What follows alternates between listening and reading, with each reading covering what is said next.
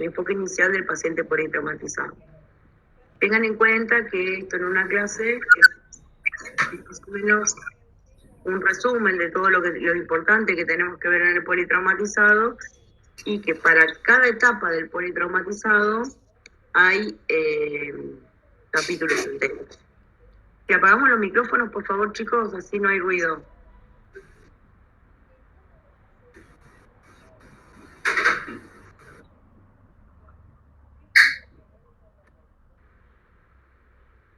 Bueno, ahí cerramos los micrófonos.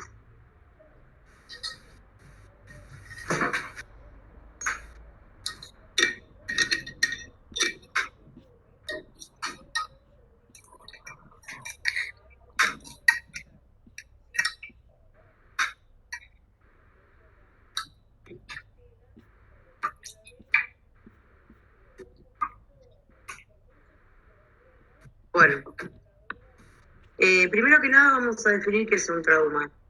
El trauma se define como la herida o una lesión que se caracteriza por una alteración, ya sea estructural o fisiológica, resultante a una exposición de alguna energía con mucho poder, que puede ser mecánica, térmica, eléctrica o química. Por eso, dentro de los politraumatizados se engloban también los grandes quemados, los quemados, y los que tienen descargas eléctricas, las electrocuciones y además las quemaduras químicas, ¿no?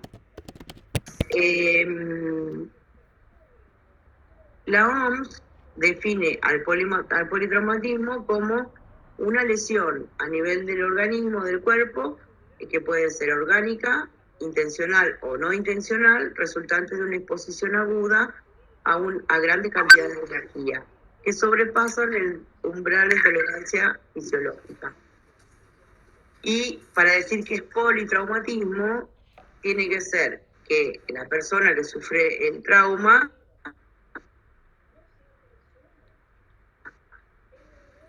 tiene que sufrir, las cuales supone, aunque sea potencialmente, un riesgo vital para el accidentado. Bueno, hablamos de la mortalidad por el trauma. ¿Por qué es importante tener en cuenta cómo es la mortalidad, que tiene un perfil trifásico?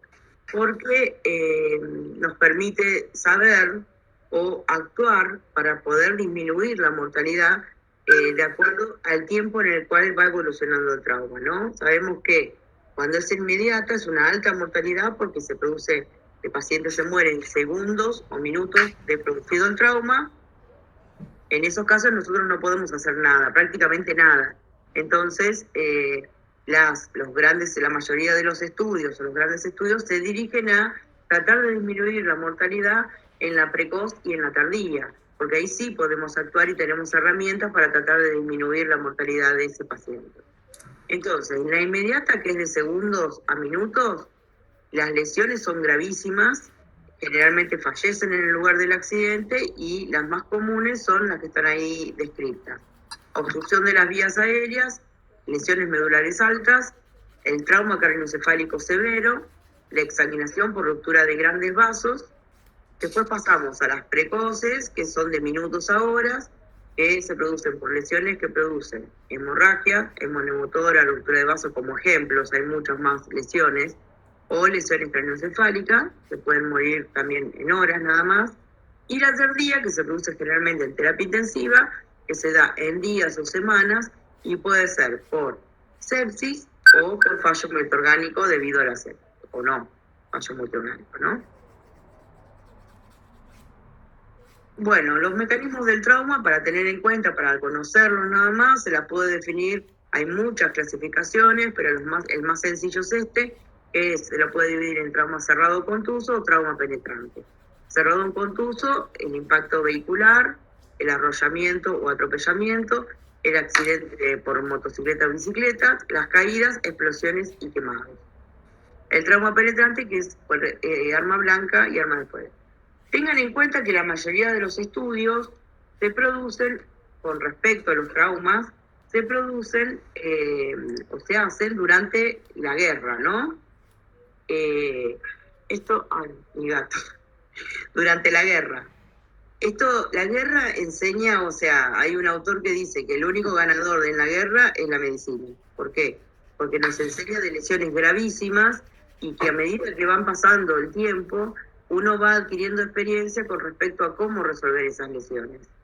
Entonces, no se puede hacer estudios sobre trauma. Por ejemplo, nosotros no podemos lesionar a una persona para ver cómo evoluciona, pero sí se toman todas las descripciones que hay a nivel de las guerras, de los tipos de lesiones y cómo se las resuelve, y de ahí se hace un análisis descriptivo del tipo de lesión, cómo se la resolvió, cómo fue el traslado y todo, y de ahí se llega a un consenso con expertos de cómo resolver cada tipo de lesión, ¿no? O qué es lo mejor para cada tipo de trauma. Bueno, después vamos a hablar un poquito más sobre eso, porque en realidad eso lo sabemos de acuerdo a las lesiones que se producen en la guerra. La mayoría de los datos se obtienen de ahí. Bueno, datos epidemiológicos que son los importantes. En Estados Unidos, que son los estudios que nosotros leemos la mayoría de las veces, es la primera causa de muerte en ese país. En nuestro país es la tercera causa de muerte, o cuarta ahora, la mortalidad es entre 15 y 44 años, con una edad promedio de 23 años. Prevalece el sexo masculino en cuanto a la mortalidad, que es mayor mortalidad, un 72%. Es el accidente vehicular el más frecuente, causa un 47% de la mortalidad. Todos estos son datos de nuestro país. Y el trauma penetrante está en segundo lugar. Estos son datos de nuestras estadísticas nacionales del 2017. No tenemos datos porque, bueno, tuvimos un impasse desde el 2019, 2021, bueno, en realidad 2021, por la pandemia, en el cual los traumas disminuyeron porque estábamos todos encerrados. Entonces, no hay datos todavía sobre las estadísticas de esos 2 años con respecto a las causas de muerte.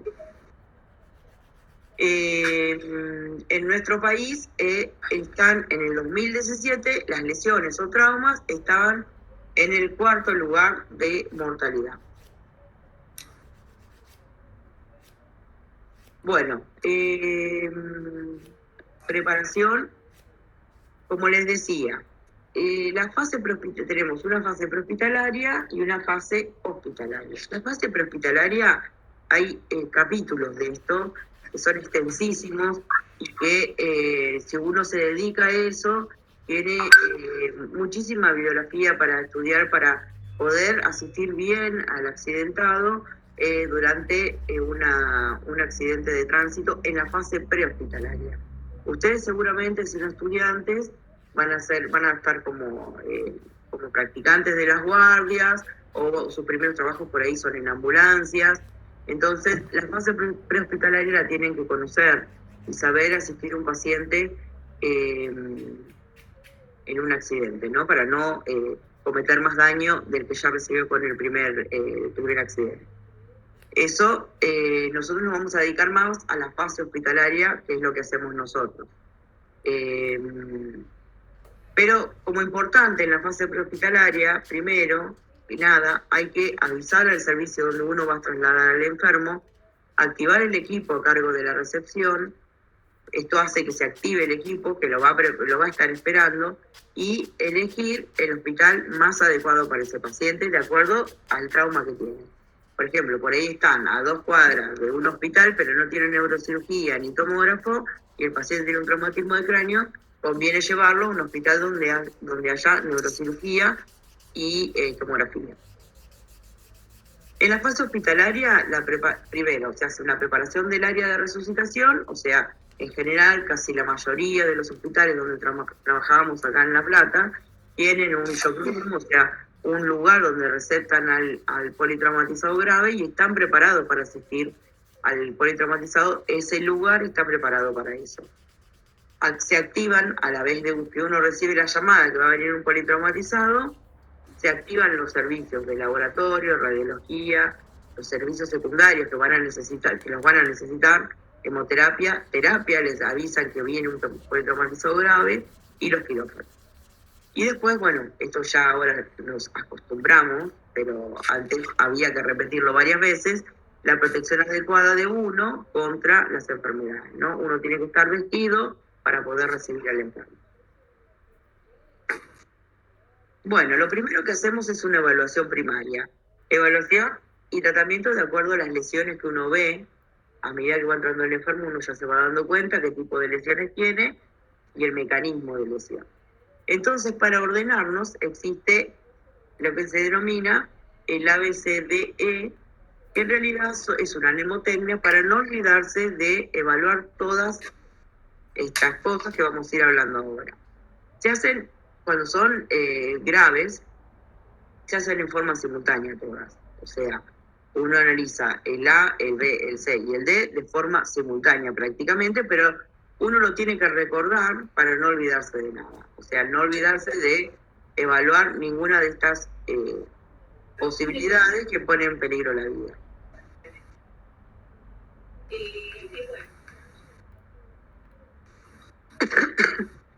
Bueno, traducido fisiológicamente, las prioridades que tenemos con el ABC es detener el sangrado, sí o sí, si viene sangrando, manejar la perfusión, o sea que tenga una circulación adecuada del enfermo, y oxigenar, que esa sangre llegue con oxígeno al resto de los tejidos. Las maniobras simples de oxigenación, que ahora vamos a ir viendo paso a paso cada una, por ahí, el hecho de empujar la mandíbula, ventilación temporal con máscara, bolsa máscara, o la colocación de un dispositivo como una cánula de Mayo, son cosas muy simples que normalizan la respiración y la oxigenación del paciente. Así que avanzado, lo que les puse ahí no significa que sea necesariamente mejor. Por ahí, con una simple maniobra, logramos que el paciente vuelva a respirar sin tener que pasar a maniobras mucho más avanzadas. Bueno, una gran controversia que actualmente existe es el hecho de la intubación orotraqueal en el lugar del hecho o donde se lo recibe el paciente. Como otras, por ahí, maniobras un poco más cruentas, como por ejemplo colocar una vía central en el lugar del hecho o donde lo recibe al paciente. La controversia es quedarse y actuar versus recoger al paciente y correr, llevarlo al hospital. En sí, no se pudo llegar a ninguna conclusión con respecto a la intubación prehospitalaria para pacientes con lesión cerebral traumática. ¿Por qué? Porque no se puede hacer un trabajo sobre eso. Para uno poder hacer un análisis de todos los pacientes, si mejoran o no la mortalidad, tendría que tratar de la población de esos pacientes tendría que ser lo más uniforme posible. O sea, que todos tengan un trauma craneoencefálico sin otra lesión, que todos tengan, o sea, agrupar los pacientes con la mayor cantidad de similitudes entre ellos. Y eso es muy difícil para el trauma. Entonces, más o menos lo que se acuerda es que el factor que hace que uno tenga que intubar o no al paciente y trasladarlo a un hospital es la distancia. Dentro de la ciudad prácticamente estamos a 5 o 10 minutos de cualquier hospital. Así que es ilógico ponerse a intubar a un paciente que lleva tiempo, que por ahí uno le produce más daño si no es experto en la maniobra.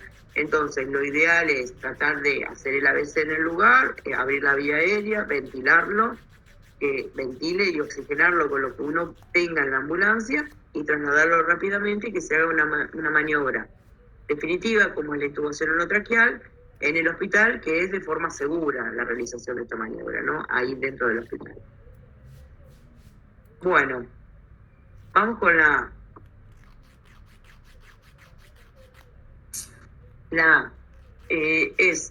vía aérea con control de columna cervical. Primero comprobar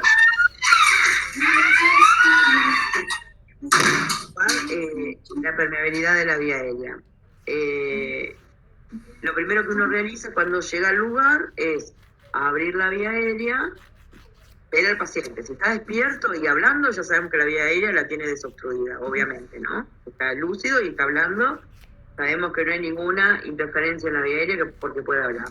Pero pues, si el paciente está inconsciente, ahí tenemos que evaluar qué pasa con su vía aérea. Lo primero que hacemos es mirar, abrir la boca, si vemos sangre o un cuerpo extraño, entonces ahí metemos la mano, tratamos de barrer si hay un cuerpo extraño, no de forma introducir los dedos y empujar hacia adentro, sino como un barrido, meter el dedo y barrer para ver si hay algún cuerpo extraño para tratar de desobstruir la vía aérea, y si no, colocar una cánula orofaringea, que ahora les voy a mostrar una fotito, una cánula orofaringea para impedir la obstrucción que se produce con la lengua en el paciente que está inconsciente. La lengua cae hacia la laringe y tapa la vía aérea cuando el paciente está inconsciente.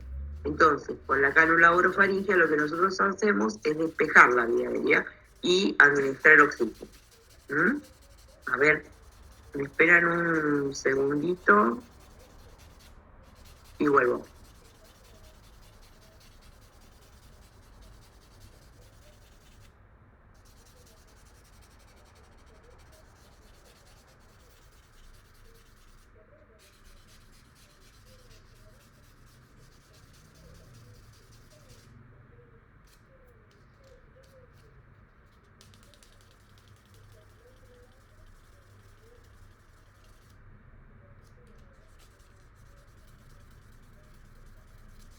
Bueno, listo. Bueno, entonces, Profesora, yo tenía una duda sobre la cánula esta que vos estás hablando. Es una cosita cortita de más o menos de 10 centímetros que va incurvada, ¿no? Eso es lo que te referís. Ahora yo les voy a mostrar una imagen. Está. No sé cuándo vamos a poder hacer prácticas todavía, no está definido. Pero en el momento en que podamos hacer prácticas, ahí les mostramos todos estos aparatos para que vean cómo funciona y cuáles son. Pero hay un diagramita que ahí te vas a ubicar cuál es. Gracias. Bueno, diagnosticamos que el paciente no respira, entonces una opción es la intubación orotraqueal, pero para eso, en el lugar del hecho, la intubación orotraqueal es riesgosa, tienen que estar entrenados. Entonces, por ahí lo que tenemos que hacer es tratar de oxigenar al paciente, ventilarlo con una bolsa tipo ombú y una máscara y trasladarlo rápidamente al lugar donde se pueda hacer realmente bien la maniobra. Bueno, siempre tengamos en cuenta que ahora vamos a ver que un paciente traumatizado con un traumatismo de cráneo, hay altas chances, no son altas, pero puede tener una lesión de columna cervical inestable. Ahí vemos los porcentajes, no es muy frecuente, la incidencia de lesiones es realmente baja, 6 a 8% de los pacientes que tienen traumatismo de cráneo y facial, pero si la tienen y nosotros intentamos hacer una maniobra de intubación, la verdad que el resultado es catastrófico. Así que siempre lo tenemos que tener en cuenta, como que puede haber una lesión de columna para evitar más daño, ¿no? Cuando uno llega y ve al paciente con el trauma, todo, lo primero que hace es colocar un collar cervical, lo asegura con una tabla rígida, le pone unos laterales alrededor a cada lado de la cabeza para evitar que haga el movimiento de rotación de la cabeza cuando sospechamos lesión, y se traslada así. Ahora vamos a ver cuando sospechamos que hay lesión y tengamos que intubarlo sí o sí. Ahora les muestro las maniobras. Bueno, entonces, uno con la A lo que intenta hacer es asegurar que haya una vía aérea permeable. Entonces, lo mira, como yo les dije, si ven que cuando llegan el paciente está hablando, listo, ya está, la vía aérea está bien. Tiene que ver si hay aspiración de secreciones o sangre en la boca, por ahí vomitó y se aspiró secreciones, y tenemos que realizar maniobras favorecedoras, que es lo que yo les decía, para despejar su vía aérea, ya sea barrer si tiene un cuerpo extraño, colocar una cánula de mayo para que la lengua no caiga sobre la laringe, y por ahí con eso es suficiente, despejamos la obstrucción de la vía aérea. Bueno, no podemos hacer eso, o lo hacemos y no tenemos ningún resultado, entonces hay que instalar una vía aérea. segura. Como dijimos, la cánula naso-orofaringea nos pueden ayudar, la intubación orotraqueal es la maniobra definitiva y la cricotiroidetomía también, pero bueno, obviamente, si es difícil intubar a un paciente en el lugar del accidente, una crico es muchísimo más difícil. Bueno, lo que tenemos que lograr es mantenerla permeable, abierta y evitar la aspiración. La maniobra de abrir la vía aérea es inclinar la cabeza hacia atrás y levantar la barbilla. Con eso nosotros logramos despejar la vía aérea de la lengua. O sea, la lengua que estaba caída para atrás, al levantarla y lograr esta posición, despejamos la vía aérea. Pero esta maniobra no se puede hacer al paciente que sospechamos una lesión de columna. Entonces, lo que hace es esta otra maniobra, se hace, que es la subluxación de la mandíbula. Se colocan las dos manos en las laterales en el maxilar inferior y la maniobra es subluxar la mandíbula, levantar la mandíbula hacia arriba y hacia adelante. Esa es sin mover el cuello, ¿no? Levantamos solamente la mandíbula. La columna está bien, quieta en su posición, no la flexionamos ni la rotamos y levantamos. Al subluxar la mandíbula hacia arriba, se despeja también la vía aérea de la lengua. Esto es cuando nosotros necesitamos asegurar la vía aérea con la intubación orotraqueal y sospechamos una lesión de columna. Acá está el paciente oxigenado con una mascarita, un segundo operador sujeta la cabeza y la columna, la posición de las manos, esta es la adecuada, o sea, sostiene la cabeza, porque ella lo que intenta hacer es evitar la maniobra de flexión que va a hacer el operador principal, que es el que cuando mete el laringo va a intentar flexionar la columna para poder visualizar la vía aérea. Entonces, el segundo operador sostiene la cabeza y la columna de una manera rígida, como para que no se produzca la luxación de la columna. Esto es lo que me preguntabas vos. Esta es la cánula orofaringea. Es es de un plástico duro. Esto es hueco por dentro. Tiene esta forma cóncava. Y la forma de colocarla es esta. Primero, con la forma cóncava hacia arriba, se introduce en la boca, siempre viendo que no tenga ningún cuerpo extraño en la boca, ¿no? Si no, lo metemos hasta la vía aérea nosotros. Se toca el paladar con la punta de la cánula de mayo. Una vez que tocamos y está dentro en esta posición de la boca, se la rota y se la progresa hasta que el extremo toque la boca. Con esto despejamos la vía, o sea, sujetamos la lengua que no quede caída. Incluso podemos, a través de este agujerito que tiene por acá, mandar oxígeno con la máscara y también aspirar. O sea, poner una sondita y se puede aspirar sangre, moco, lo que sea. O el vómito también. Pero la función que tiene es sujetar la lengua y que la lengua no caiga en el paciente inconsciente sobre la laringe. Igual están prácticamente en desuso, no se las usa tanto ahora. Pero está bueno que la conozcan porque en una ambulancia las van a ver seguro. Bueno, la bolsa tipo ombú y máscaras, bueno, son estas, son de distintos tamaños. Las mascaritas son de acuerdo a la edad del paciente y las bolsas tipo ombú también son de acuerdo a la edad del paciente, porque estas son de adultos y estas son de pediátricos. Tienen, en general la máscara tiene que ser transparente, eso es lo adecuado, porque si el paciente vomita, nosotros podemos ver que vomitó y podemos sacar el vómito. Si son opacas o de colores, no podemos ver nada, lo que pasa por debajo. Tienen una sonda, una manguerita que se conecta a una fuente de oxígeno, y tienen una bolsa, que es esta bolsa transparente, que no sé si se ve bien, que se llama bolsa reservorio. Esta bolsa, por acá, por la manguerita entra el oxígeno, se acumula en esta bolsa, que se llena, y entonces, en cada inspiración que nosotros logramos, que le mandamos el volumen con la bolsa ombú, va una gran concentración de oxígeno acumulada en esta bolsa. Esto es lo que se llama bolsa Hipombu con reservorio. O sea, todo el oxígeno que viene por la manguerita se va acumulando una gran cantidad de fracción inspirada de oxígeno aquí, y cuando hacemos la maniobra de meter el volumen para que entre el paciente, toda esta cantidad de oxígeno concentrada acá entra de golpe. Por eso logramos una gran cantidad de oxígeno, de fracción inspirada de oxígeno, que le llega al paciente en una ventilación.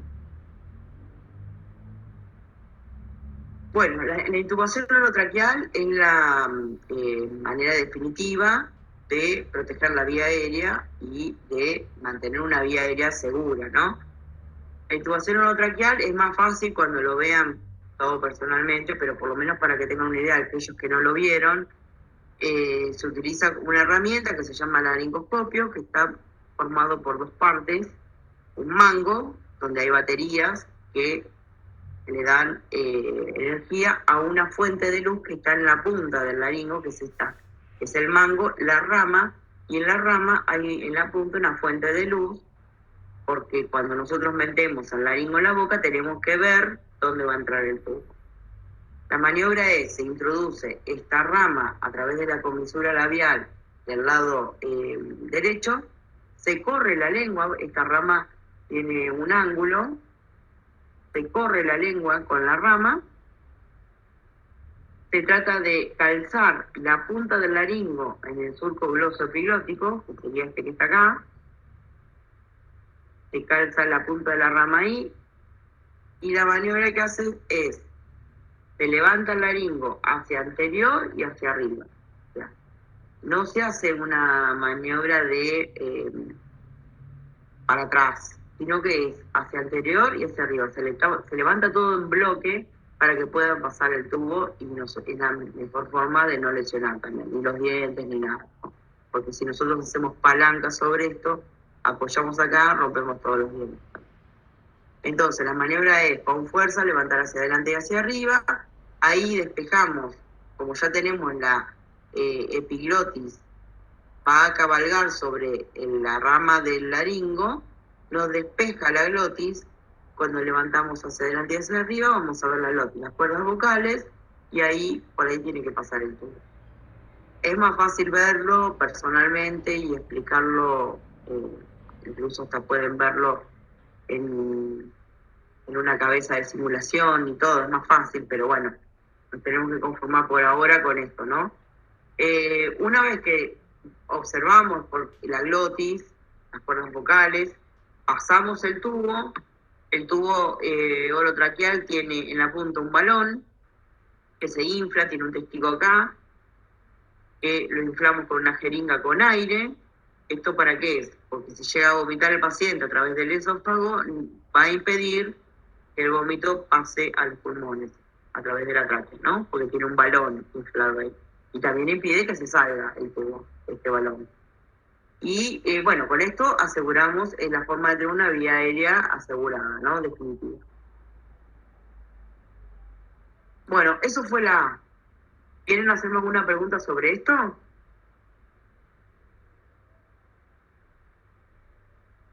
Bueno, seguimos. Ya no se usa la cánula de mayo, ¿qué se usa en reemplazo? No sé, o no. No, en sí, lo que pasa es que la cánula de mayo, cuando la vean o si la conocen, es de un material muy rígido y que puede producir mucho daño, porque es muy dura y puede lastimar el paladar. En sí, lo que uno tiene que hacer es despejar la vía aérea con las maniobras que conocemos, ¿no?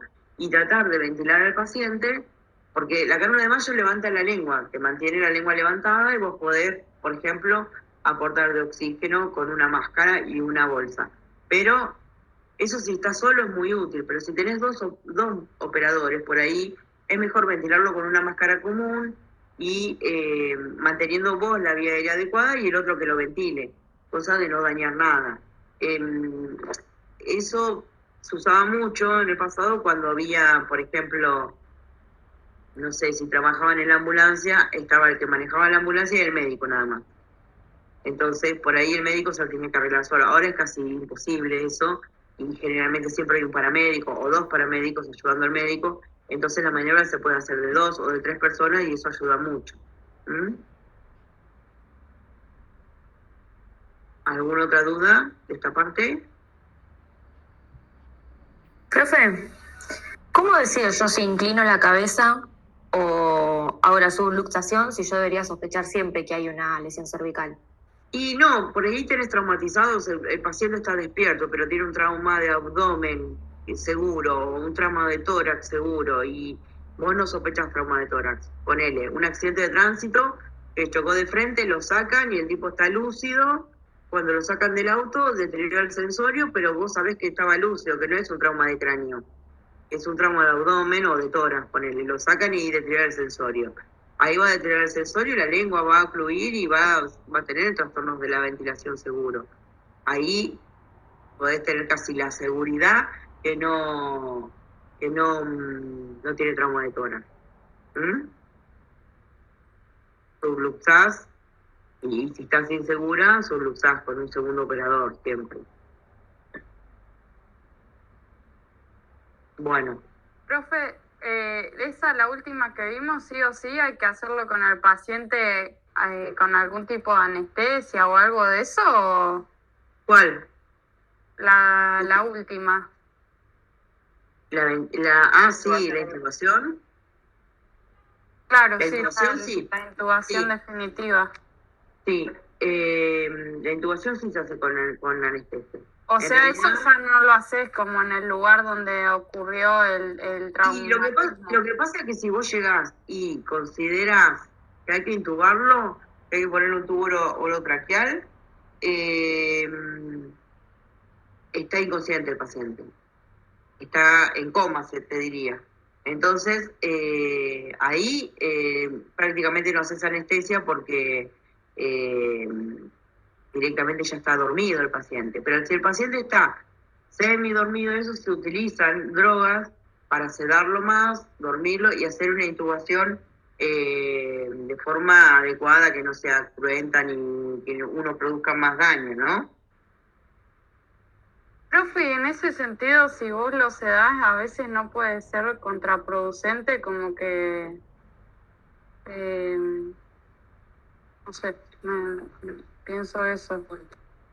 No, no, porque hay varios tipos de sedación. Uno puede usar, generalmente cuando es trauma, uno tendría que tener cuidado en la sedación cuando sospecha un traumatismo del cráneo y lo necesitas evaluar, ¿no? O sea, si vos lo sedás, perdés esta oportunidad de poderlo evaluar al paciente después. Pero hay sedaciones y analgésicos que son actúan rápidamente y se eliminan rápidamente. Entonces, para hacer una maniobra en la cual vos no lo necesitas dormido, pero a los 5 minutos ya está despierto, se pueden utilizar esas drogas. Las drogas que más utilizamos nosotros para esas cosas que son rápidas son el propofol, el remifentanilo, midazolam, todos esos que son rápidos. Entonces, lo haces y a los 5 minutos por ahí volvés a tener el estado de conciencia que tenía habitual, ¿no? Que tenía por el accidente. Buenísimo, gracias. Profe, bueno. Consulta, siempre que hay trauma encefalocraniano, ¿siempre lo primero que hay es pérdida del sensorio? No, puede ser, ustedes no sé si lograron ver en alguna de las, no sé en qué materia pueden llegar a verlo, pero por ejemplo, puede haber un trauma de cráneo en el cual el paciente está lúcido y a la hora está en coma. Hay muchas causas de los traumas de cráneo que por ahí, en neuro, está bien, el hematoma extradural, o sea, tienen un intervalo lúcido que está bien y después se deterioran, o por ejemplo la lesión axonal difusa también, que por ahí el estado de conciencia inicialmente es bueno, pero después se produce edema, o se produce esa contusión, mínimas contusiones que después se aumentan de tamaño por edema y produce mayor deterioro sensorio. No siempre está en coma el paciente, y puede ser que evolucione mal. Muchos pacientes ingresan con un GLASGO, bueno, ahora vamos a ver lo que es el GLASGO, pero con un estado neurológico alto, bueno, y deterioran. Incluso muchas cosas de las que vamos a hablar ahora, sucede que, por ejemplo, el paciente tiene el accidente, está lúcido, pero después le baja la presión, le falta oxígeno por distintas causas que pueden pasar, eso produce un deterioro neurológico también. La hipoxemia y la hipotensión pueden producir deterioro neurológico, e incluso es de muy mal pronóstico que un paciente con traumatismo de cráneo tenga hipoxemia e hipotensión. Profe, la hipoglucemia también. Sí, la hipoglucemia también, pero lo que es como, obviamente se controla la hipoglucemia, se controla la anatremia, el sodio, eso tiene que estar en niveles adecuados, pero la hipoxemia y la hipotensión es, se lo consideran los mayores factores de riesgo para que tengan un deterioro neurológico importante y un pronóstico neurológico peor, después de que pasa todo lo que pasó, ¿no?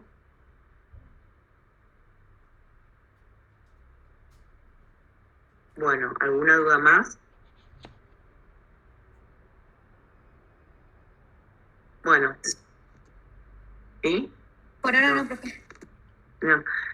Bueno, pasamos a la B, de respiración y ventilación.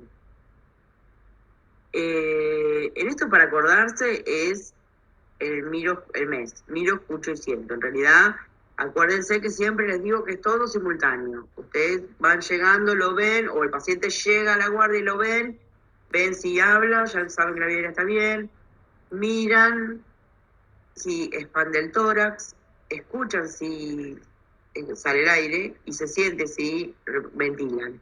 Eso es para tener una mnemotecnia en la cabeza, que es lo que tienen que evaluar para ver si el paciente está respirando o ventilando adecuadamente.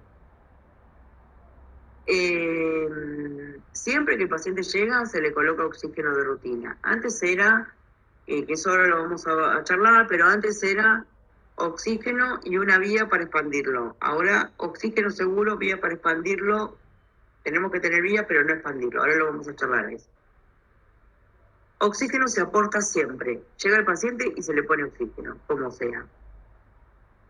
Y si el paciente no está ventilando, requiere que lo ayuden a ventilar, bueno, todo lo que venimos viendo, se le coloca la asistencia ventilatoria que sea necesaria y se le aporta oxígeno. Lo que nosotros queremos hacer con el oxígeno es que llegue el oxígeno al resto de los tejidos, principalmente corazón y pulmón, que llegue el oxígeno de forma adecuada a los tejidos. Entonces, la primera forma de hacerlo es aportarle oxígeno de más. Bueno, después tenemos que asegurarnos que haya una correcta ventilación y oxigenación. Como dijimos, ponemos oxígeno a alto flujo, debemos valorar, como venimos diciendo, mirar cómo ventila, auscultarlo, ya dentro del hospital, bueno, incluso en el prehospitalario también se puede auscultarlo, ver la simetría, ver si los dos tórax respiran de la misma forma, si no hay una alteración en la ventilación por parte de un emitórax por un lado y un emitórax por el otro, la correcta ventilación y los movimientos respiratorios de los ambos emitórax es muy importante, y ahí ya podemos hacer diagnóstico de muchas cosas cuando vemos que los dos emitórax están ventilando distinto. Con respecto a la parte pulmonar y a la ventilación, ¿cuáles son las condiciones críticas para la vida del paciente? Que tenga un neumotórax a tensión, que tenga un neumotórax abierto, o sea, que haya un agujero en el tórax por el cual sale aire cuando ventila, que haya un neumotórax masivo, o sea, que esté el tórax lleno de sangre, que tenga una contusión pulmonar masiva, o sea, un colapso pulmonar por contusión, o sea, en realidad no es colapso, es los alvéolos llenos de sangre, entonces no pueden pasar el oxígeno, y que haya un taponamiento cardíaco. Esas serían las condiciones críticas para la vida. Tenemos que hacer el diagnóstico clínico rápido y el tratamiento también rápido.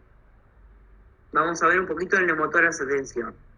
¿Neumotórax qué es? Es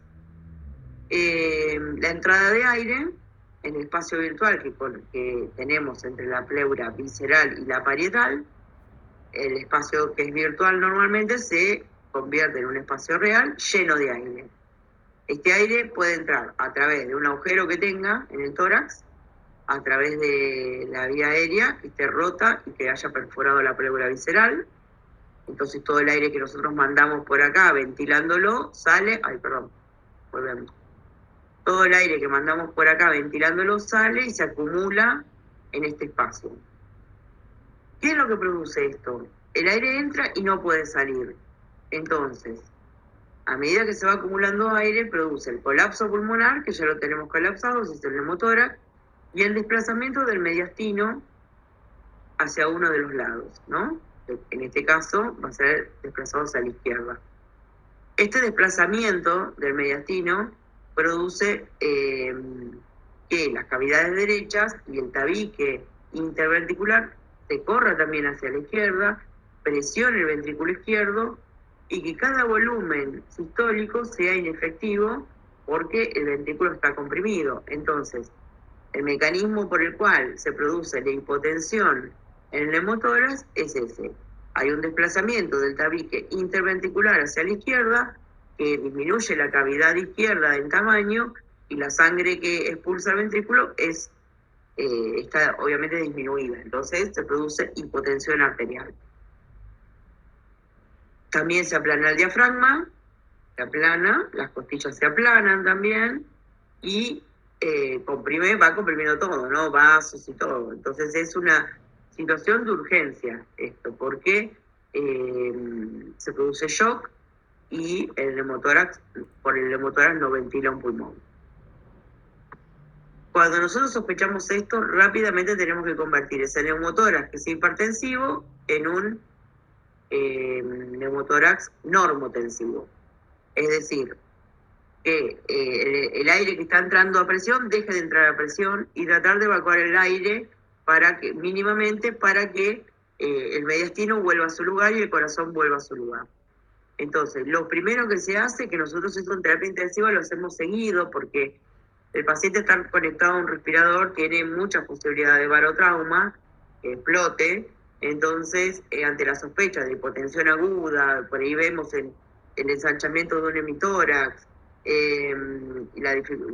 ocultamos si no hay entrada aérea de ese lado, rápidamente se sospecha un neumotórax hipertensivo y lo que se hace es colocar un Avocat en el segundo espacio intercostal, línea medio clavicular, y ese neumotórax que está a presión, que es hipertensivo, lo convertimos en normotensivo hasta que venga el cirujano y le coloca un tubo de tórax y ahí se drena el aire bien. En el segundo espacio intercostal no está recomendado por esta situación, porque solamente son situaciones de urgencia en la que se pincha ahí con una boca y se lo hace normotensivo. Después ya la colocación definitiva del tubo se coloca en el quinto espacio intercostal, línea medio axilar, y ahí ya se drena el neumotórax, o puede ser un neumotórax también, se puede colocar el tubo ahí y se drena.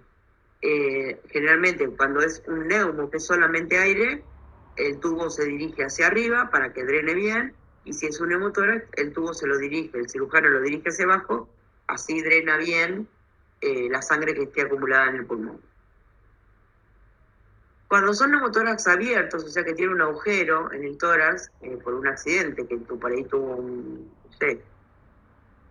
se clavó algo durante el accidente y quedó un agujero en el tórax, que el paciente ventila o nosotros lo ventilamos y sale, nosotros le mandamos aire, pero no sale bien.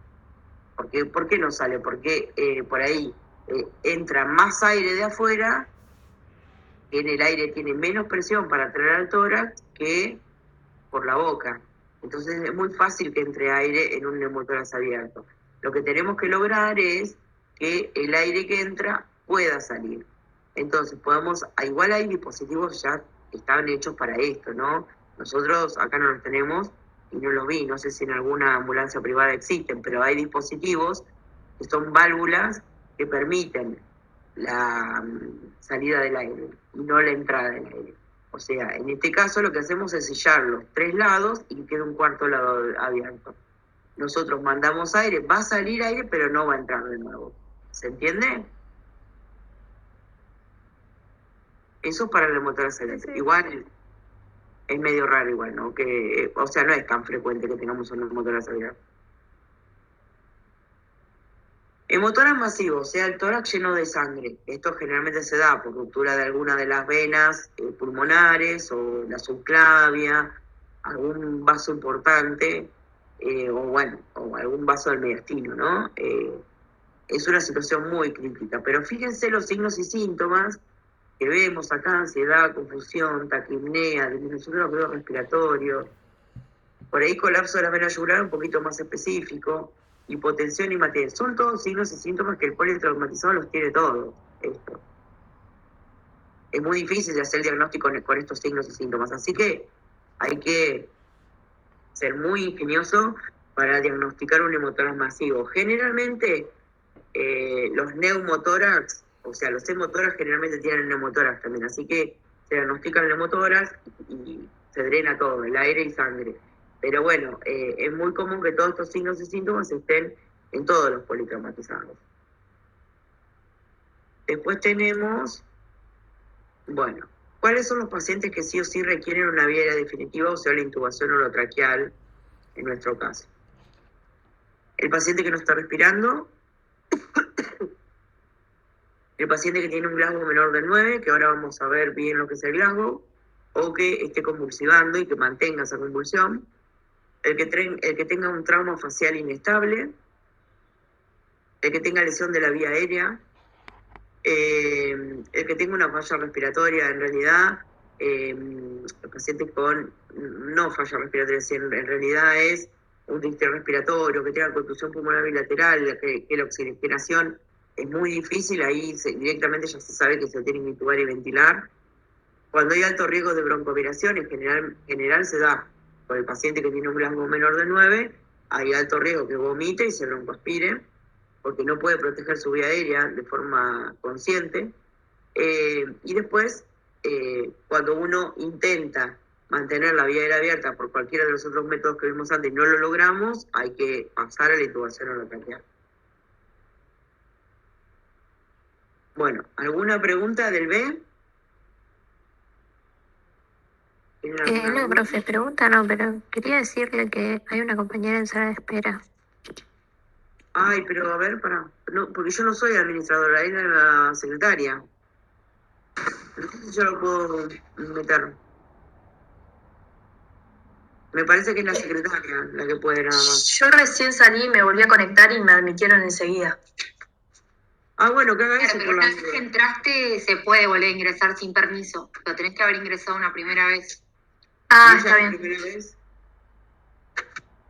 Ella es la primera vez, ¿no? ¿No había entrado antes? Ni idea, profe, la verdad, porque avisó por el grupo. Bueno, Ya pude entrar, lo que pasa es que estaba poniendo mal el link. bueno. No sé, chicas, yo la verdad que no puedo porque el administrador lo puede aceptar. No, profe, ahí avisó que ya pudo entrar. Ah, bien, buenísimo. Bueno, pasamos a la C, que es circulación y control de la hemorragia. Bueno, dijimos A, B y C, vamos a ver. Recuerden que en cada punto se los digo, esto es todo simultáneo. Uno mira la vía aérea, ve otro ventila, generalmente son 2 o 3 los que reciben el politraumatizado, y si es uno solo, bueno, háganse, no sé, hay que hacer todo junto también. Bueno, primero, evaluar nivel de conciencia, dijimos, si está despierto o no, si responde o no, si responde de forma coherente, es importante. Observamos la coloración de la piel, el pulso y el relleno capilar. Eso es muy importante porque el relleno capilar, aunque sea que lo veamos como una pavada, nos indica muy bien y específicamente, y tiene una alta sensibilidad de ver si el paciente está hipovolémico o no. Y empezamos con el manejo básico del shock. Si el paciente está en paro cardíaco, ya ahí pasamos a la reanimación cardiopulmonar, entramos en el algoritmo de los ACLS, que eso seguramente van a tener una clase aparte, ¿no? Que es los algoritmos de paro cardíaco, cómo tratar cada tipo de paro cardíaco. Pero si el paciente tiene pulso, pero bueno, tiene pulso bajo, filiforme y está con piel pálida y todo, Bueno, ahí nosotros tenemos que pensar que es un politraumatizado y que está por una hemorragia, que no la estamos viendo, por ejemplo, es una de las posibilidades. Si tiene una hemorragia visible, se controla la hemorragia. Lo primero que tenemos que hacer es insertar 2 catéteres en vías periféricas de grueso calibre, de 14-16 French, y reponer líquido. Reponer líquido, van a ver si lo leen de algunos otros lados, que por ahí no están muy bien actualizados, que inicialmente se decía que en el traumatizado se reponía de 20 a 30 mililitros kilo o 2 o 3 litros de forma aguda, se pasaban rápidamente esos 2 o 3 litros. Ahora la tendencia es de no expandir de más, no pasar líquido de más, y va a depender también la calidad de lo que le pasamos, ¿no? Antes se pasaba solución fisiológica y estaba aceptado que se pasara solución fisiológica. Ahora hay otras formas de expansión que son mejores y que demostraron que disminuyen la mortalidad del paciente. Bueno, en el prehospitalario, si le ponemos la vía, le podemos pasar 250 mililitros de algún cristaloide, ya sea o fisiológico, lo que tengan, o Ringer lactato, y en el hospitalario ya podemos ir evaluando si requiere sangre o no.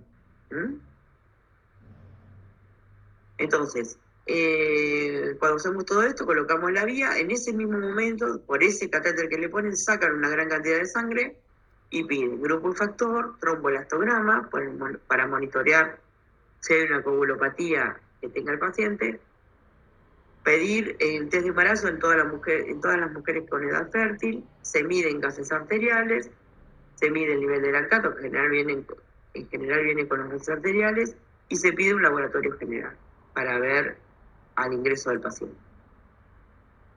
Hay scores muy complejos, pero creo que ese que encontré es el más simple, que con este score nosotros podemos valorar la posibilidad de que el paciente requiera una transfusión masiva. ¿Qué es una transfusión masiva? Uno habla de transfusión masiva cuando tiene que pasarle más de 10 unidades de sedimento globular en 24 horas, más de 3 unidades de sedimento globular en 1 hora, o más de 4 unidades de cualquier producto sanguíneo, porque ya tenemos puede ser plasma precongelado, puede ser plaquetas, capequiera, más de 4 unidades en 3 horas, en 30 minutos, perdón, ya lo consideramos transfusión masiva. Entonces, cuando uno llega al diagnóstico, sí, este paciente puede tener una transfusión masiva, que lo llegamos a través de este score, bueno, tenemos que estar alerta de que va a haber un montón de complicaciones que pueden aparecer en este paciente y que tenemos que sí o sí controlar el lugar por donde sangra el paciente. O sea, ¿cómo valoramos si hay una alta posibilidad de que tenga transfusiones masivas? Primero, si es un mecanismo penetrante el trauma, ¿no? Si es por una herida de arma blanca o una herida de arma fuego. Si la presión sistólica al ingreso es menor de 90, si tiene una frecuencia cardíaca al ingreso mayor de 120, si un ECOFAST, que ahora lo vamos a ver, que es una ecografía donde se busca líquido libre en el abdomen, es positiva o negativa. Entonces, un resultado de 2 o más puntos predice la necesidad de una transfusión masiva dentro de las 24 horas con una sensibilidad muy alta, del 75 al 90%. Esto quiere decir que del 75 al 90% de los pacientes tienen posibilidad de requerir transfusiones masivas y una especificidad del 67 al 86%. O sea que esta especificidad quiere decir que estos 2 puntos se van a deber a que el paciente está sangrando.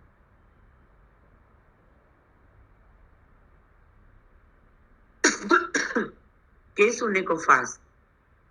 Bueno, ahora prácticamente en casi todas las guardias de los hospitales existe un ecógrafo y los médicos, ya sean emergentólogos o los que están en la guardia, están capacitados para hacer esta ecografía. No requerimos de un radiólogo para hacer este tipo de ecografía, que es una ecografía muy simple y que solamente lo que buscamos es que haya líquido libre dentro del abdomen. Entonces, y nos podemos determinar si el shock que presenta el paciente o la hipotensión que tiene se debe a que tenga líquido sangre, o si hay líquido libre es porque es sangre o no queda otra en un politraumatizado. Sangre, ya sea en el peritoneo, en el pericardio o que tenga un hemoneumotórax.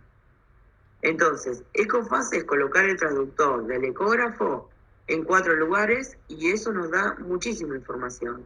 Si lo ponemos en el cuadrante superior derecho, ahí evaluamos el hígado, el riñón y el seno costofrénico. Podemos ver si hay sangre en la pleura, el hígado y el riñón y el espacio patorrenal. Ahí evaluamos si hay sangre o no, si hay líquido libre. Si lo ponemos en el epigastrio, vemos el lóbulo izquierdo del hígado, parte alta de los grandes vasos, y si lo elevamos el traductor hacia cefálico, o sea, hacia arriba, podemos evaluar si el corazón tiene sangre, si tiene un hemopericardio. En el cuadrante superior izquierdo evaluamos el vaso, es frecuente que se rompa, el riñón izquierdo y evaluamos el espacio espleno-renal. En la pelvis, lo apoyamos en la pelvis, donde se evalúa vejiga, el espacio retrovesical en el hombre y el útero en la mujer, y el fondo de sacodula para los dos. O sea, si hay en estos 4 lugares, se apoyan 4 lugares en el abdomen en la ecografía, el ecógrafo. Si encontramos líquido libre, significa que el trauma de abdomen es un trauma de abdomen que tiene líquido libre y que, de acuerdo a cómo está el paciente, si está hipotenso, tiene que ir a quirófano. ¿Se entiende? Bueno. ¿A qué nos referimos cuando hablamos resucitación y control del daño? Resucitación y control del daño es, como principios básicos, nosotros sabemos que lo que tenemos que hacer dentro de la C, teníamos asegurar una vía para poderle transfundir lo que necesite o pasarle líquido, y dentro de la C también estaba cesar la hemorragia, ¿no? Buscar el sitio de sangrado en un politraumatizado y que esta sangre deje de salir. Entonces, dentro de los principios básicos de la resucitación es el cese de la hemorragia, la restauración de volumen sanguíneo, que lo hacemos a través de las vías, pasándole sangre si lo necesita o pasándole líquido, la corrección de la coagulopatía. Tenemos que tener en cuenta que los politraumatizados todavía no se conoce bien del todo, pero existe los politraumatizados graves, existe un estado. Cuando se produce el traumatismo, inmediatamente aparece un estado de hiperfibrinólisis generalizada que impide que se forme un coágulo, y esto favorece mucho más el sangrado.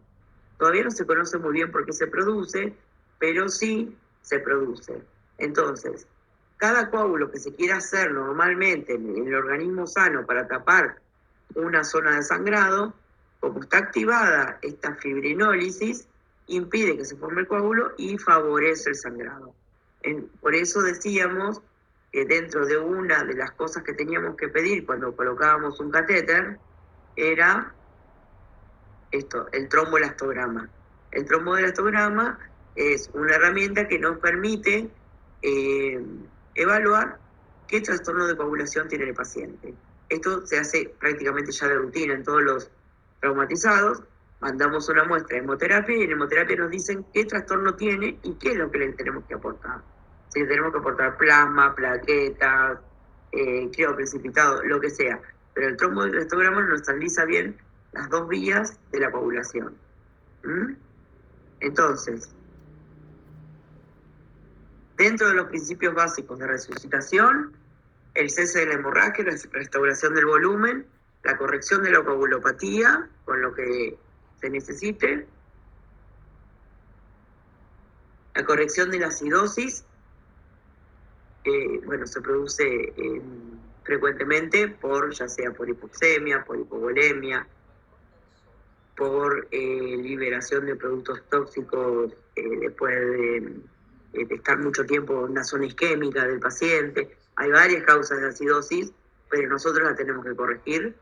Y la corrección de la hipotermia, que es muy frecuente la hipotermia también, y ahora vamos a ver por qué. Ay, perdón por esa animación horrible, que la odio, pero no sé por qué quedó. Bueno, resucitación y control del daño. ¿A qué nos referimos con esto entonces? Esto está indicado exclusivamente en los pacientes con un politraumatismo grave que tienen una alta posibilidad de morirse por un estado de shock que no se corrige. A pesar de que nosotros hacemos todo lo que hay que hacer, sigue en shock el paciente y sigue mal. Entonces, por ejemplo, vamos a poner un ejemplo. El paciente tiene un trauma de abdomen. Hacen un ecofaz y encuentra que hay líquido libre en el cuadrante superior derecho. Entonces, bueno, puede indicar que hay una lesión del hígado. Entra a quirófano. El paciente hipotenso entra a quirófano. Cuando entra a quirófano, los cirujanos se empiezan a ver que hay una lesión importante en el hígado, intentan repararla y no pueden. El hígado es un órgano que es muy difícil de reparar y que tiene que ser un cirujano entrenado, además, porque no es cuestión de sacarle todo el hígado, hay que reparar lo que se pueda, no es fácil eso. Y es un órgano muy sangrante. Entonces, el cirujano intenta y no puede, y cada vez que intenta suturarlo se rompe más. Lo que hacemos es control del daño. ¿Qué quiere decir? Se coloca un packing, se cierra el abdomen solamente superficialmente, se coloca un packing, se cierra y se lo sube a terapia el paciente. Y ahí hacemos control del daño. Mejoramos la acidosis que tenga, la hipotermia que tenga, se le pasa toda la sangre que necesita, se corrige toda la coagulación, se lo pone en condiciones al paciente y a las 24 horas después de eso, una vez que corregimos todo esto, vuelve a quirófano a hacer una reparación adecuada. Eso es resucitación y control del daño. Antes esto no existía y por ahí el paciente estaba horas en quirófano tratándole de arreglar el hígado y el paciente terminaba con una acidosis y una afectación que era imposible de revertir. Entonces, se llegó al acuerdo de que era adecuado hacer un control del daño, poner un packing y subirlo a terapia, corregir todo lo que se puede y después volverlo a operar con mayor tranquilidad, por lo menos para aumentar la sobrevida. Hay órganos o lugares sangrantes que generalmente muchas veces requieren packing. El vaso no, porque si está muy lesionado se retira, no hay problema. Pero el hígado es un órgano muy sangrante y no se puede sacar todo el hígado, hay que ser conservador en eso.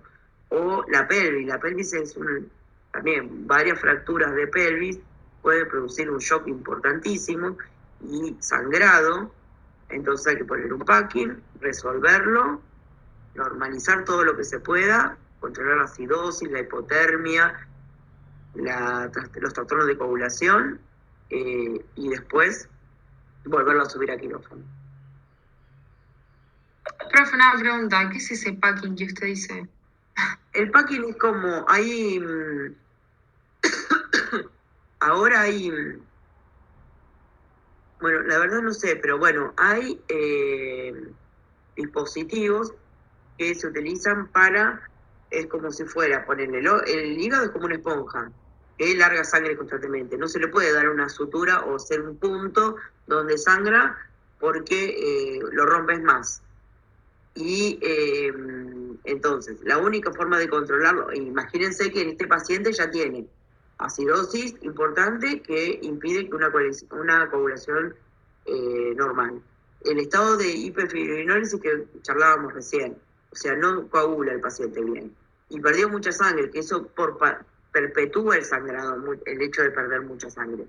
Entonces, lo que hacen es colocar un packing que es, en nuestro caso, es una gasa doble, grande, apretada contra el hígado, como si fuera un tapón, se cierra el abdomen a presión y se lo lleva a quirófano, a terapia. Ese es el packing.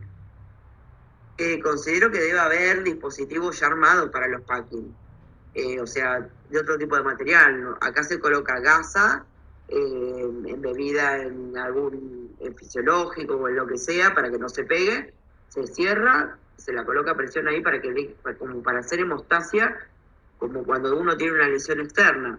Hacer hemostasia, se cierra el abdomen y sube terapia y se corrige todo lo que se puede y después dentro de las 24 horas o sin pasar las 48 horas vuelve a subir al quirófano y se saca esa gasa.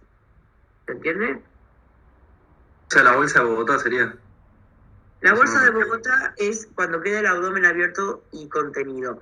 Eso Generalmente en estos pacientes que quedan con packing, se deja la bolsa de Bogotá, queda con el abdomen abierto y contenido. Es una bolsa que actúa como si fuera la piel, pero nosotros podemos observar a través de esa bolsa transparente cómo está evolucionando adentro.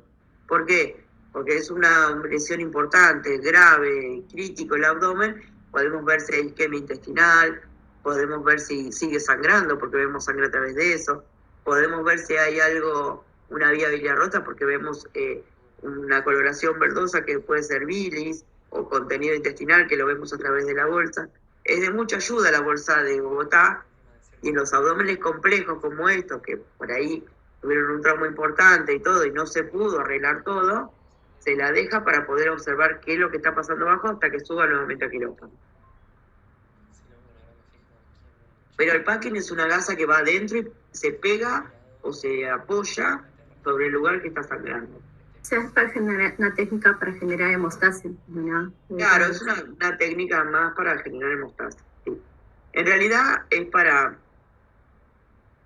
intentar generar hemostasia, pero más que nada para poder salir de esa situación momentáneamente, que deje de sangrar momentáneamente y poder reparar todo lo que se pueda en terapia, ¿no? Que no sea quirúrgico. Muchas veces también el tratamiento puede ser que no sea quirúrgico. Por ejemplo, en las fracturas de pelvis, a veces se puede hacer a través de arteriografía embolizaciones, y se emboliza la zona y se tapa los vasos que están sangrando y después se lo opera con mayor tranquilidad. ¿Mm? Bueno, ¿alguna duda más de esto?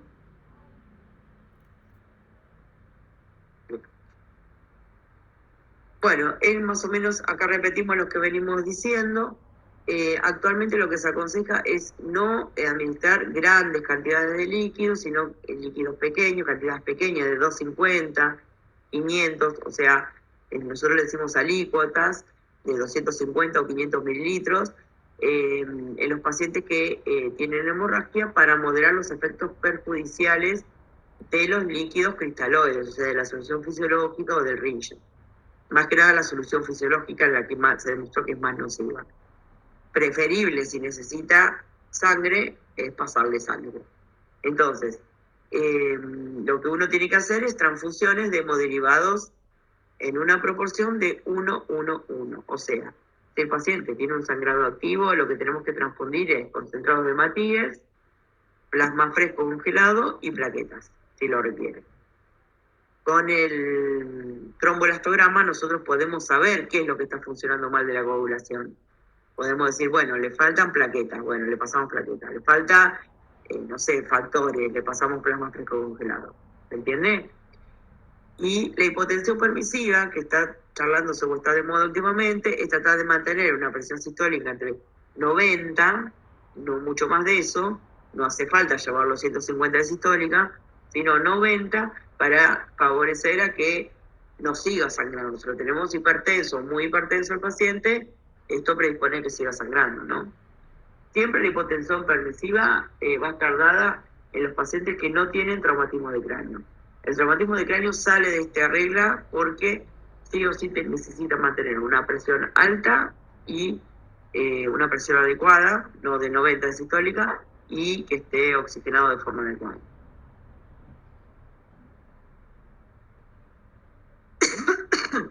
¿Qué pasa con la reposición vigorosa de líquidos? Bueno, antes se expandían con líquidos, con cristaloides, con solución fisiológica, hasta 2 litros o 3 litros por paciente. Entonces, ahora se demostró que es mejor pasar poca cantidad de líquido. ¿Por qué?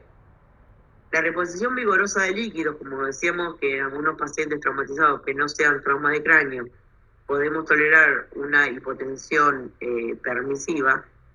Antes, cuando uno le pasaba mucha cantidad de líquidos, podíamos aumentar la presión arterial en forma importante. Esto nos llevaba a un aumento de las fuerzas hidrostáticas sobre el coágulo, diluíamos los factores de coagulación en la hemoglobina y favorecíamos a la hemorragia con todo esto, con una gran reposición de líquidos.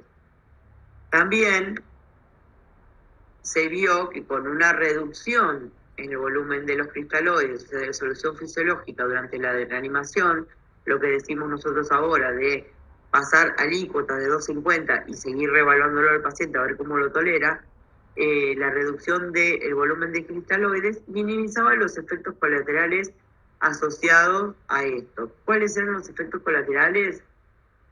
Primero, la lesión por reperfusión, la adherencia leucocitaria aumentada y la inflamación, minimizaba la acidosis que está asociada. Generalmente, cuando uno pasa mucho solución fisiológica, produce además una acidosis hiperclorémica, porque lo que nosotros pasamos es cloruro de sodio en la solución fisiológica, entonces se produce además una acidosis hiperclorémica que es producida por nosotros, porque le pasamos líquido con cloro. También disminuimos la posibilidad de que haya distrés respiratorio, porque también está asociada a que cuando pasamos grandes cantidades de líquidos podemos aumentar la permeabilidad a nivel de el sistema respiratorio y se produce una disminución de la oxigenación importante con la producción del distrés respiratorio agudo, y disminuimos la posibilidad de síndrome de respuesta inflamatoria sistémica y de falla multiorgánica también, que es lo que en definitiva los pacientes se mueren de esto, de falla multiorgánica. Bueno, ¿alguna duda de lo anterior? No, profe. Bueno, bien. Bueno, pasamos a la D. Ya vimos A, B, C, D. Nos toca la D ahora. La evaluación neurológica. Como dijimos, si llegamos al lugar o si el paciente llega al hospital y vemos que está consciente, alerta, es un punto a favor para él, porque no tiene trauma de cráneo, o por ahí lo tiene después, no sé, por ahí tiene una lesión que después hace que disminuya el estado neurológico.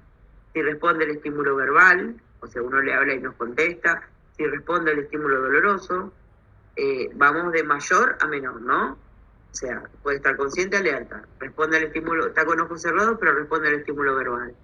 Está con ojos cerrados, no responde al verbal, pero sí al doloroso. Hacemos un estímulo doloroso y responde. No responde a ningún estímulo, está inconsciente. Ahí ya catalogamos al paciente que está inconsciente. Ahí después buscamos la causa de su inconsciencia, ¿por qué está inconsciente? Hay una forma más detallada que la escala de Glasgow, que nosotros hacemos y todo el mundo la hace. Se evalúan también las pupilas y se descartan los factores de confusión, porque por ahí el paciente tiene un estado neurológico bajo, pero hay factores de confusión. Puede ser que esté en shock, puede ser que esté intoxicado con alcohol, drogas o alguna medicación, puede ser que esté hipoxémico o que tenga lesiones medulares y que no pueda responder con movimiento. Todo esto lo tenemos que descartar para decir que realmente tiene un estado neurológico bajo, que vamos a ver ahora de 3 a 15 puede ser, que no sea por un factor de confusión como son estos que nombramos recién. Entonces, la escala de Glasgow es una escala que evalúa la apertura ocular, la respuesta motora y la respuesta verbal. Vamos, desde la apertura ocular, desde espontánea a no responde. A verbal, dolor y no responde. La motora obedece un orden verbal al estímulo doloroso, localiza el dolor, o sea, dirige la mano, por ejemplo, donde se produce el dolor, retira y hace una flexión, tiene una flexión anormal, que es la rigidez de decorticación, una rigidez de descerebración o no responde nada. La respuesta verbal está orientado y conversa, desorientado y hablando palabras inapropiadas, sonidos incomprensibles sin respuesta. Todo esto nos da un puntaje que va de 3 a 15, o sea, la peor respuesta es sin respuesta, no responde, es 3. 3 en 15, que sería el total. 3 en 15 están en el horno, paciente. Pero nosotros necesitamos un límite que sería el 8 en 15 para decir de acá más se puede comprometer la vía aérea. Si el paciente tiene 8 en 15, tiene la indicación, 9 en 15 tiene la indicación de la intubación orotraqueal, porque ahí ese estado neurológico no le permite proteger su vía aérea. ¿Se entiende? Es un punto límite que tenemos nosotros para decir hay que intubarlo, porque no protege la vía aérea por su estado neurológico. Y tiene menos de 8 o menos de 8. Bueno, exposición y entorno. Aquí hacemos una exposición. Después de que hicimos todo el ABCD, todo rápido, sacamos toda la ropa de forma completa. Generalmente lleva tiempo esto, entonces se saca la ropa de los lugares que necesitamos. Sacamos la ropa del tórax para evaluar, si necesitamos hacer una vía, lo del cuello, utilizamos cuello, tórax y por ahí femorales, pero ahora sí hicimos todo lo anterior, hacemos una exposición completa del paciente, sacamos toda la ropa. Sí o sí tenemos que tener en cuenta de evitar la hipotermia. El paciente por ahí está en un ambiente frío, lo dejamos desnudo, seguramente va a tener hipotermia. Es más, el estado crítico del paciente hace que tenga hipotermia, y esto también, ¿no? O sea, desnudarlo completamente y no volverlo a tapar o calentar para que no tenga hipotermia. Bueno, después tenemos auxiliares de la evaluación primaria, que después de que hicimos lo principal, que fue lo anterior que vimos, hacemos un electrocardiograma. Para tener un electrocardiograma de ingreso, se coloca una sonda vesical. ¿Cuáles son las contraindicaciones para poner una sonda? Sangre en el meato uretral, una equimosis perineal, un hematoma escrotal o la sospecha de fractura de pelvis. Eso tiene una contraindicación de colocar la sonda. Tienen la posibilidad de tener un urólogo en el hospital. Llaman al urólogo que la coloque él, porque él va a estar más canchero en esa situación. Sonda nasogástrica, sí o sí tiene que tener una sonda nasogástrica para descomprimir el estómago y para así disminuir los riesgos de aspiración. Después, monitoreo de los parámetros fisiológicos, que eso, o sea, el paciente siempre va a estar conectado a un monitor en el cual nos va a dar información de acuerdo, o sea, de la presión arterial, la frecuencia respiratoria, se hacen los gases, se ponen oxímetros de pulso, que vemos la saturación continua, evaluamos la orina a través de la sonda vesical, la cantidad de orina que tiene por hora o por minuto, y la temperatura. Y después los estudios radiológicos que necesiten. El ecofaz se hizo al ingreso, se hacen radiografías las que sean necesarias y el laboratorio. Bueno, otros anexos de la revisión primaria y reanimación.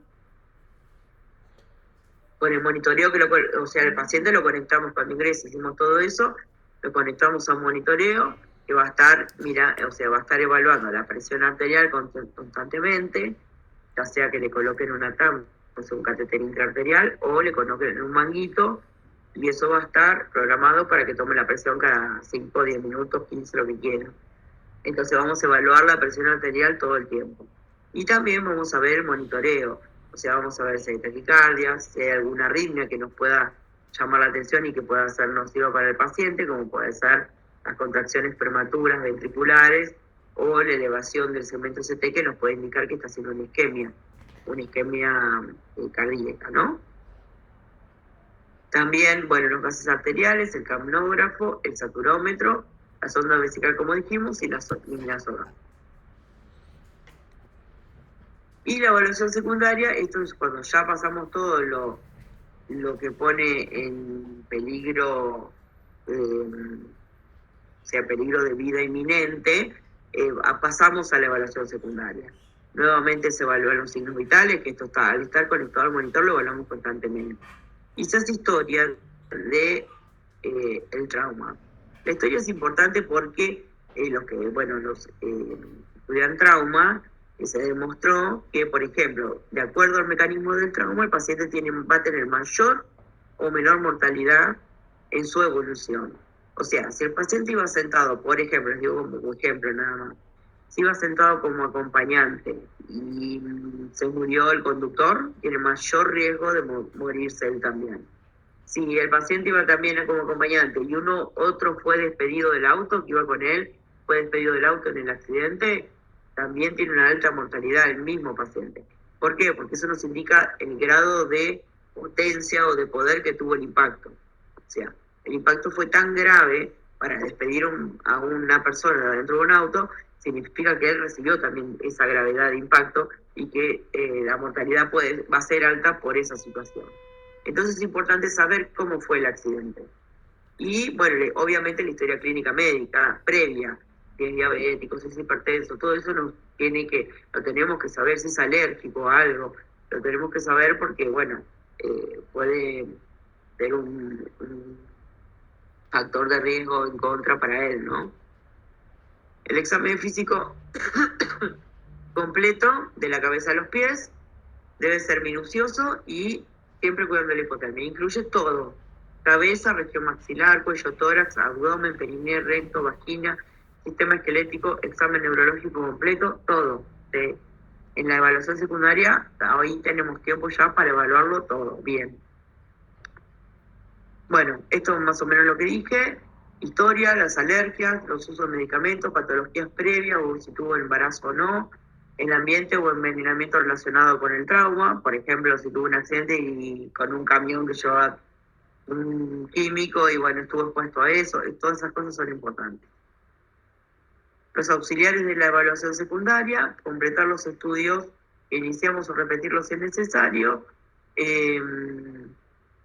Cada estudio que se va a realizar, recuerden esto siempre, que a veces no lo respetamos. Cada estudio que se va a realizar fuera del lugar de atención, ya sea tomografía, resonancia, estudios contrastados, endoscópicos, todo eso que tenemos que trasladarlo dentro o fuera del hospital, siempre el paciente tiene que estar ya estable y observado completamente. No podemos hacer con un paciente chocado o con hipoxémico que esté saturando mal, llevarlo al tomógrafo, hacer una tomografía. Primero tenemos que restablecer todo lo que se pueda, todo lo que le pone en peligro su vida o que va a empeorar su pronóstico si no lo respetamos, y después hacer los estudios complementarios necesarios. Bueno, ¿alguna duda hasta acá? ¿Quieren hacer alguna pregunta? Profe, una consulta. ¿Cuándo es la indicación la colocación de la TAM? Que la nombró hoy. ¿De la TAM? Bueno, el monitoreo invasivo de presión arterial. Bueno, la indicación de la TAM, generalmente la TAM se coloca o en quirófano o en terapia intensiva. Es muy raro que se lo coloque en el shock room cuando uno está asistiendo al paciente al ingreso, ¿no? Generalmente se coloca en quirófano y después se lo pasa a terapia intensiva, y si el paciente ya vemos que va a necesitar algún vasopresor porque no puede sostener su tensión arterial, ahí nosotros colocamos la TAM, o sea, la medición de presión invasiva a través de un catéter que se coloca en una arteria. Las de elección siempre son las radiales, y si no, pasamos a las femorales, o puede ser la pedia también, pero en general las más comunes son radiales y femorales. Y medimos la presión de forma central, sería, ¿no? Pero bueno, en general es en terapia o en quirófano. No se pone al inicio.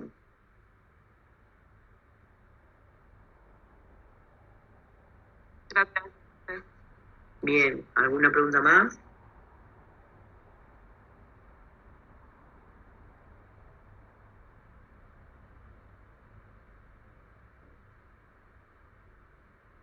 Bueno, seguimos entonces. Discúlpeme, pero me están matando del hospital de mensaje. Bueno, vamos a ver qué es lo último. Este es un trabajo muy lindo que salió en una revista que nosotros leemos mucho, que se llama New England Journal Medicine, salió en el 19, y es un trabajo muy lindo que habla de, revisan algunas de las herramientas que se utilizaban para atender a los traumatizados y que estaban en reevaluación, a ver si eran buenas o no. Como ya les dije, en general, toda la información que nosotros recabamos generalmente son de situaciones de guerra, ¿no? O sea, de ahí se saca la mayor información de lesiones graves de los pacientes politraumatizados, que son amputaciones o sangrados masivos, explosiones, todas esas cosas lamentablemente se aprenden en una guerra. Entonces, estos vamos a ir charlando cada una de estas, se las utilizaba mucho en las situaciones de guerra, por ejemplo, los torniquetes. O los vemos en las películas nosotros también, que seguida sacan el cinturón y le aprietan para que no pierda sangre cuando hay una lesión arterial en un miembro, por ejemplo. Esto, bueno, se demostró que en sí, uno, dentro de las cosas que dijimos de la C, es cesar la hemorragia, o sea, parar la hemorragia. Pero el torniquete lo que produce es, en sí, una lesión por isquemia del miembro. O sea, nosotros comprimimos, deja de sangrar, pero el miembro que está injuriado por debajo de la lesión del torniquete se queda sin flujo absolutamente y se puede isquemiar. Y además, por ahí no se isquemia del todo, pero tiene una disminución del flujo sanguíneo. Cuando le liberan ese torniquete, se saca esa restricción que tenía en la circulación. En ese lugar donde hubo isquemia o donde hubo cese de flujo durante determinado tiempo, se producen un montón de productos tóxicos por la isquemia en sí, que cuando nosotros liberamos el torniquete son liberados a la circulación sanguínea y produce un proceso inflamatorio muy importante y muy nocivo para el paciente, que desencadena posteriormente, puede desencadenar un síndrome de disfunción multiorgánica. Entonces, no está recomendado actualmente los torniquetes. ¿Por qué? Porque actualmente, por más que estemos lejos del lugar donde puedan asistir bien a un paciente, lo más lejos es raro, ¿no? Ni siquiera en los lugares de guerra, porque, bueno, los sistemas de evacuación se modernizaron muchísimo y son rápidamente evacuados todos los traumatismos graves. Y nosotros también, en general, salvo que estemos solos en una ruta y que tengamos media hora hacia un hospital, en general los traumatizados los tenemos a 5 o 10 minutos de un hospital y los podemos llevar a un lugar donde lo puedan resolver de forma adecuada. El torniquete se reemplazó, hay varios sistemas ahora que sirven para comprimir y dejar de que sangre, que no son circulares que cierren la circulación completamente del miembro, sino que comprimen en la zona donde sangra y nada más. No impiden el flujo sanguíneo de otros vasos. Entonces ahora no estarían recomendados en la actualidad el uso de torniquetes de ningún tipo, ni los que son especializados de torniquetes, ni el cinturón. O sea, si encuentran algo sangrando o muy sangrante, se comprime con apósito, con lo que sea, pero se comprime sobre el lugar sangrante, nada más. Bueno, después la terapia antifibrinolítica también es de uso. El uso de la terapia antifibrinolítica generalmente se empezó a usar se usó durante muchos años en las pacientes obstétricas, en ginecología, en el sangrado postparto. Actualmente se lo está usando, se lo usa desde hace unos años con los pacientes politraumatizados, y bueno, impide lo que veníamos diciendo, que o disminuye el estado que habíamos comentado recién, que era de hiperfibrinólisis, incluso se lo llama hiperfibrinólisis maligna, que se produce en el trauma. Se puede utilizar, está recomendado, se usa en las guardias, se usa el ácido tranexámico y en general se lo utiliza, ya es de uso habitual casi, se lo utiliza, se hace un bolo cuando ingresa el paciente y se lo repite la misma dosis en 8 horas posteriores. O sea, el éxito de este tratamiento es que se lo haga dentro de las 3 horas de iniciado el trauma.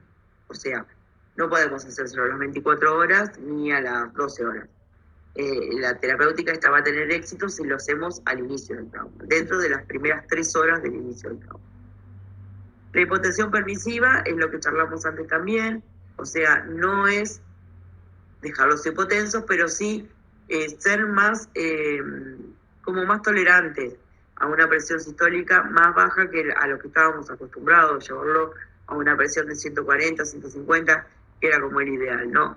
Podemos mantener una presión de 90 de sistólica siempre y cuando no tengan traumatismo de cráneo, o sea, en un subgrupo de pacientes se puede utilizar de potención permisiva, mantener una presión adecuada para ayudar a disminuir el sangrado hasta que se resuelva de forma definitiva el sangrado que tiene.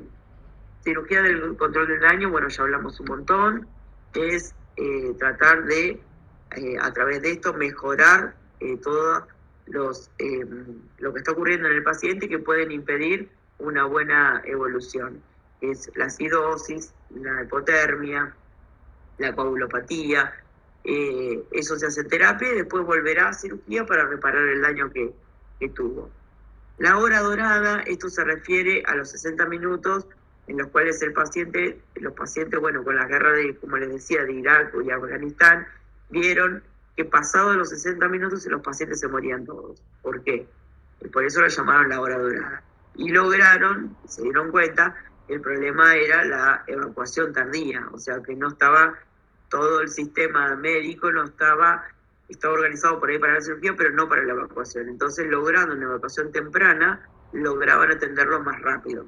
Por eso se llamó la hora dorada. Pero bueno, para nosotros lo ideal es tratar de, obviamente, tratarlo lo más rápido posible al traumatizado. No va a estar tirado en el shock room y después de una hora ir a evaluarlo.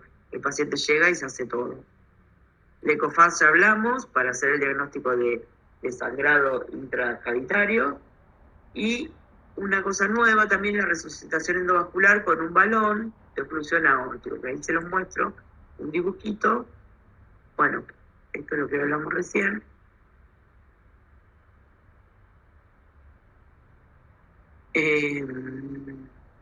Cirugía de control de daño, lo que vimos recién. Transfusión masiva de ECOFAST y el balón. El balón, con este dibujito pueden ver, es un balón que se pone por la arteria femoral, o sea, desde acá abajo, entre el balón, siempre va a estar, se coloca por encima del diafragma, ¿para qué? Para mantener una circulación adecuada en corazón y cerebro. Y podemos bloquear el sangrado, bloqueamos el paso de sangre de la aorta hacia abajo y se mantiene perfundida esas zonas vitales. Mientras tanto, tenemos un tiempito para reparar cualquier lesión grave que haya en el abdomen. Lo mismo pasa con una lesión grave que haya, por ejemplo, en la pelvis, una fractura de pelvis que tenga lesión de una ilíaca o algo. Y también se lo puede poner aquí abajo. Esto no puede permanecer más de media hora puesto, porque se produce isquemia, obviamente, pero ayuda en situaciones, por ejemplo, de ruptura de grandes vasos, en los cuales es muy difícil repararlo mientras sigue bombeando el corazón y sigue pasando sangre por la aorta. Se puede colocar un balón y limitar el flujo, que solamente se dirija hacia, bueno, la parte superior del diafragma y reparamos la parte de abajo. Bueno, yo nunca lo voy a usar, pero bueno, existe y se está usando. Bueno, después, como consideraciones finales, siempre la evaluación por especialistas es lo mejor, o sea, evaluarlo porque lo evalúan los neurocirujanos, los traumatólogos, los cirujanos, especialistas en cada zona. La necesidad del traslado del paciente, si es necesario trasladarlo, recuerden siempre que se traslada con responsabilidad, que el paciente tiene que estar estable, que tiene que haber una buena comunicación entre los médicos, el que traslada y el que recibe, para que el que reciba tenga toda la información necesaria primero para no repetir estudios, por ejemplo, y segundo para conocer bien al paciente. Es muy importante que haya una buena comunicación y con buena documentación. Si hicieron los estudios, manden todos los estudios que hicieron. Sí. ¿Quieren hacerme una pregunta?